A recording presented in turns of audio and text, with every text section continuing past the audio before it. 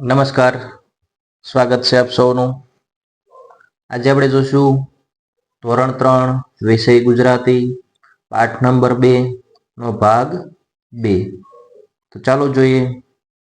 જો તમે આ પાઠનો પહેલો ભાગ ન જોયો હોય તો તમે ચેનલ પર જઈને જોઈ શકો છો. આગળની પ્રવૃત્તિ છે, જે વાક્ય હોય તેની પાછળ પૂર્ણ વિરામ મૂકો અને ખાનામાં છે લખો. વાક્ય ન હોય તેની પાછળ ખાનામાં નથી એ લખો. એટલે આપણે જોતું જવાનું છે. અહીંયા પેલું ઉદાહરણ આપેલું છે કે અમને વાર્તા સાંભળવાની મજા પડી, તો આ વાક્ય છે, તો આપણે ખાનામાં લખ્યું છે. 1 નંબર ઉપર છે, અમે રોજ સાંજે બાગમાં ફરવા, તો વાક્ય છે અધૂરું છે, બરાબર. એટલા માટે આપણે જે ખાનું છે એમાં લખીશું નથી. 2 નંબર છે, ઉનાળામાં તો અમને ખૂબ જ ગરમી, આ વાક્ય પણ અધૂરું છે, એટલા માટે ખાનામાં લખીશું આપણે નથી. 3 નંબર ઉપર છે, બધા વાદળા પાણી ભરીને આવ્યા, તો આ વાક્ય છે પૂરું છે, તો આપણે લખીશું છે. 4 નંબર ઉપર છે, મારે એરોપ્લેનમાં બેસી દિલ્હી જવું છે, બરાબર. તો આ વાક્ય પણ પૂરું છે, તો આપણે બોક્સમાં લખીશું છે. 5 નંબર ઉપર છે, દિલ્હી પહોંચીને હું કુતુબ મિનાર જોવા, આ વાક્ય અધૂરું છે, એટલા માટે આપણે ખાનામાં લખીશું નથી. ત્યારબાદ આગળની પ્રવૃત્તિ છે 13 નંબરની, રીમઝીમ રીમઝીમ વરસી ફોરા. ચલો આપણે જોતા જઈએ અને સમજતા જઈએ. રીમઝીમ રીમઝીમ વરસી ફોરા, ધરતી પર તો આવ્યા છે, કોણે આ ફોરાના પગમાં ઝાંઝરિયા પહેરાવ્યા છે. થાય મને કે દોડી દોડી આંગણમાં જઈ આવું હું, સાવ ટબુકલા એ ફોરાને ખોબામાં લઈ આવું હું. કોણ દેશથી આવે ફોરા, કોણ દેશ એ જાશે જી, ચળહળ ચળહળ સૂરજ તેજે મલક મરક મલકાશે જી. કોણ તને મોકલતું ફોરા, કોણ તને બોલાવે છે, અલક મલકની આવી પાછું અલક મલક તું જાવે છે. સરસ. તો સરસ મજાની અહીંયા વરસાદના જે ફોરા હોય, બરાબર, વરસાદની જે હેલી હોય, વરસાદ હોય એના જે છાંટા હોય એની સરસ મજાની વાત આપેલી છે. કેવા સરસ મજાના છે, ઝગમગ થાય છે અને ક્યાંથી આવે છે અને ક્યાં જાય છે, એ સરસ મજાની અહીંયા વર્ષા ઋતુનો જે વરસાદ હોય એના ફોરાની છે કાવ્ય આપેલું. તો આ કાવ્યના કવિને આપ્યું છે કાંતિ કડિયા છે. આગળની પ્રવૃત્તિ છે, મોટેથી વાંચો ફોરા. ફોરા કોને કહેવાય? તો એ 2 વાક્ય આપેલા છે. થોડાક ફોરા પડ્યા અને છોકરા નાવા દોડી ગયા, તો ફોરા એટલે છાંટા. 2 નંબર ઉપર છે, નાનકડો કીકુ ખુશ થઈ ગયો, કારણ કે એની નાનકડી અથેળીમાં એણે આછા વરસાદના ફોરા ઝીલ્યા. ત્યારબાદ છે ટબુકલા. ટબુકલા નો મિનિંગ થાય કે ટબુકલા છોકરાઓ વરસાદમાં દોડાદોડી કરતા હતા.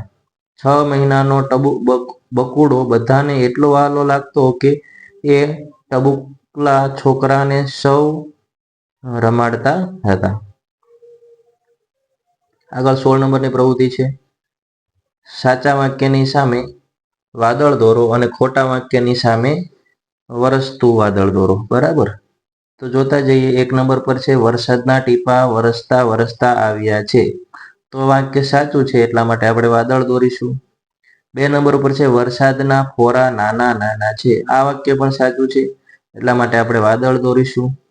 3 નંબર ઉપર છે, નાના નાના ટીપા ઝળહળ ઝળહળ કરતા આવે છે, તો આ વાક્ય પણ સાચું છે, એટલા માટે ત્યાં વાદળ દોરીશું.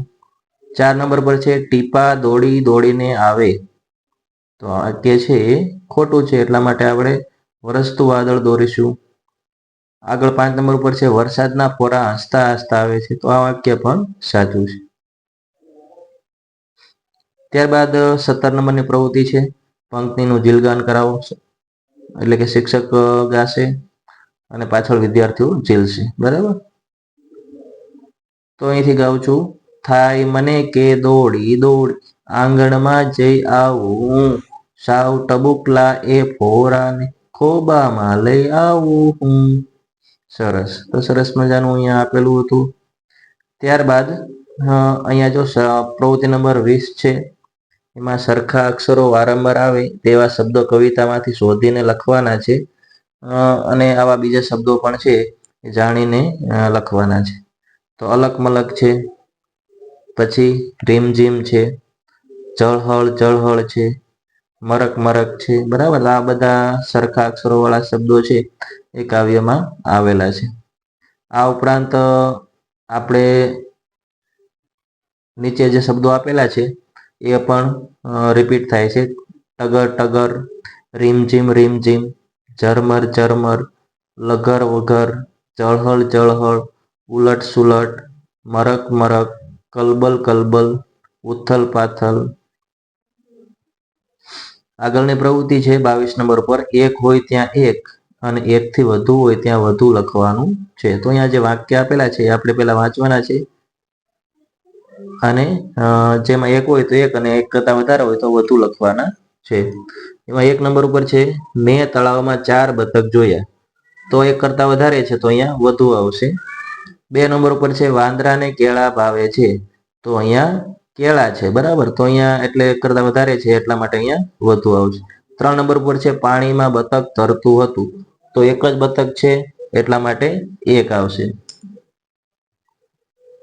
ઝાડ પર વાંદરો બેઠો છે. તો આ એક જ વાંદરો છે એટલા માટે એક આવશે. 5 નંબર ઉપર છે, ગામમાં ઘણા ઢોર હોય છે. તો એક કરતાં વધારે છે એટલા માટે વધુ આવશે. ત્યારબાદ અહીંયા ચિત્ર જુઓ, એક કાગડો બેઠો છે, 4 કાગડા ઉડે છે. બરાબર, એક વચન બહુવચનનો અહીંયા મહાવરો છે આપેલો છે. તો એક હોય તો કાગડો કહેવાય, એક કરતાં વધારે હોય તો કાગડા કહેવાય. ત્યારબાદ 2 નંબર ઉપર છે, આ ટોપલીમાં એક ઈંડું છે, માળામાં 3 ઈંડા છે. તો એક ઈંડું હોય તો એને ઈંડું કહેવાય, એક કરતાં વધારે છે તો ત્યાં ઈંડા આવશે. 3 નંબર ઉપર છોકરીના હાથમાં ભમરડો છે, દુકાનમાં ભમરડા છે. બરાબર, તો એક હોય તો આપણે ભમરડો લખીશું, બાજુમાં છે ભમરડા લખીશું. 4 નંબર પર છે, એક ફુગ્ગો ઉડી રહ્યો છે, 2 ફુગ્ગા ઉડી રહ્યા છે. બરાબર, એક ફુગ્ગો છે તો આપણે ફુગ્ગો કહીશું, પણ એક કરતાં વધારે છે તો ત્યાં ફુગ્ગા આવશે.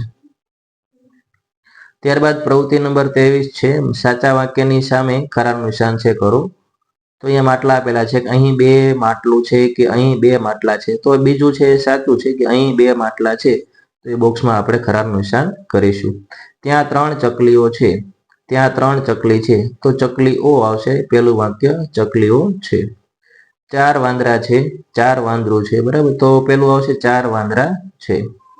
આગળ છે, મારા પપ્પાએ મને મારું ગમતું પુસ્તક ભેટમાં આપ્યું. બરાબર, તો બીજું વાક્ય સાચું છે. મેં તળાવમાં બતક જોયા કે મેં તળાવમાં બતક જોયું.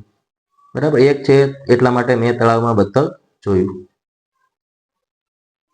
આગળ છે, વાર્તા આપેલી છે કે સૃજન અને પ્રદ્યોત છે 2 પાકા ભાઈબંધ. જ્યારે પણ ભેગા થાય કંઈક નવું કરે. આજે તેણે વાર્તા બનાવવાનો વિચાર્યો. વાર્તાનું એક વાક્ય સૃજન બોલે ને એના પછીનું પ્રદ્યોત બોલે. બંને વાક્ય જોડવાની એવી રમત રમ્યા કે જેથી વાર્તા બને. પહેલો વારો સૃજનનો આવ્યો. સૃજન કહે છે, એક મોટી નદી હતી. પ્રદ્યોત કહે છે, એ નદી કિનારે ઘણા વૃક્ષો હતા. એક વિશાળ વડલો પણ હતો.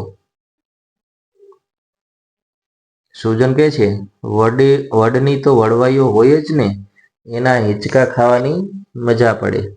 પ્રદ્યોત કહે છે, અને એ વડના ઝાડ પર પક્ષીઓના માળા હતા. એક માળો એવો હતો કે જેમાં એક કાબર રહેતી હતી.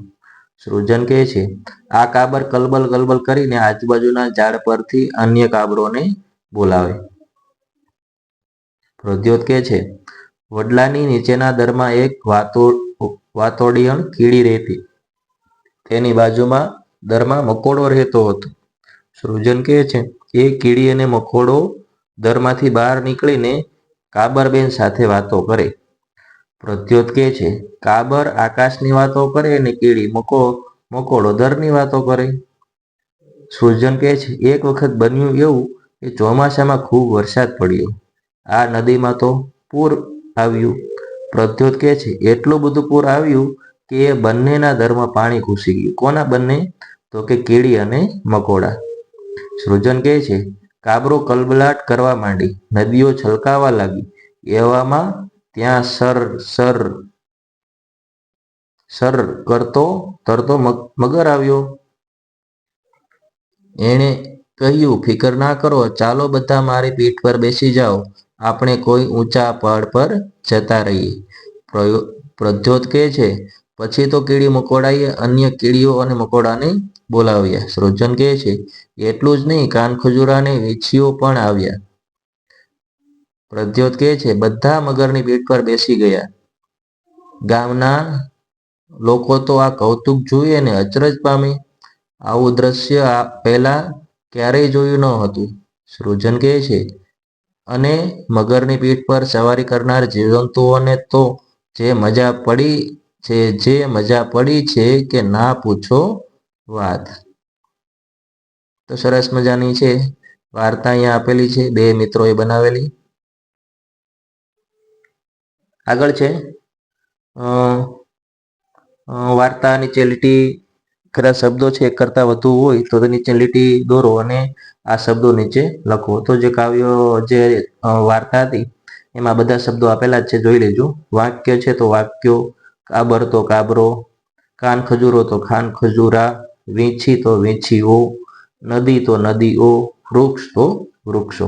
તો એક વચન બહુવચન છે અહીંયા આપેલા છે. ત્યારબાદ આગળ લખો. તો અહીંયા જો મહાવરો કરવાનો છે ને આ રીતે છે આપણે ઘૂંટી અને આ રીતે શીખવાનું છે. ધ્ય આપેલો છે, ત્યારબાદ શ્રુ છે, દ્રનો દ્રયસ આપેલો છે. ત્યારબાદ 27 નંબરની પ્રવૃત્તિમાં વાર્તામાંથી જે શબ્દમાં ધ્ય શ્રુ આવતો હોય તેવા શબ્દ શોધો અને નીચે લખો. એમાં પ્રદ્યોત છે, સૃજન અને દ્રશ્ય.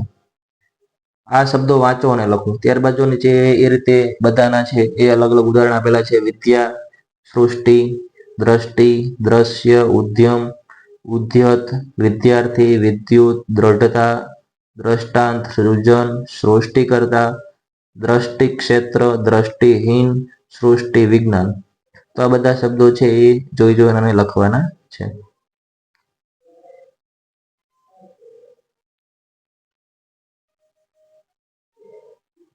આજે બસ આટલું જ. મળીશું નવા વિડીયો સાથે, નવા ટોપિક સાથે. જો તમને આ વિડીયો ગમ્યો હોય તો વિડીયોને લાઈક કરો, ચેનલને સબસ્ક્રાઈબ કરો અને તમારા મિત્રોને શેર કરો. મળીશું નવા વિડીયો સાથે. ત્યાં સુધી જય હિન્દ, જય ભારત.